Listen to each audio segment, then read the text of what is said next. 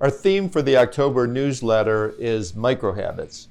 And I wanted to come up with something that meant something to me in relation to micro habits. And what came to mind was running a marathon. So when I ran the Arthritis Foundation back in the day, we had something called Joints in Motion, and we would take people all over the world actually to run marathons, and we'd raise a lot of money.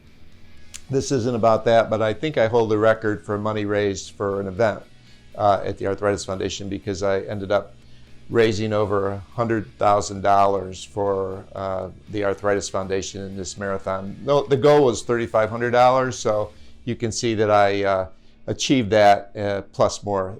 Thanks, Mom, because you helped with all of your aunts and uncles and friends and everything, so really appreciate that. But the thing about the marathon is most people, probably in their best days, can't run a marathon, and almost no one can run a marathon if they haven't trained for it. You can do a 5K, you can do a 10K, you could even possibly, if you're in decent shape, do a half marathon. But to do 26.2 miles, you have to train for it. And this is where my story comes in, because it's developing the habits to run that marathon. And we used what is called the Jeff Galloway method. Some of you may have heard of Jeff Galloway. So marathon runner in his own right. And he had a process where you'd run something like 6 minutes, and then you'd walk a minute, and then you'd run again, and you do that for the entire marathon. But the key was that we didn't start by saying, okay, today we're going to go out and run 26.2 miles.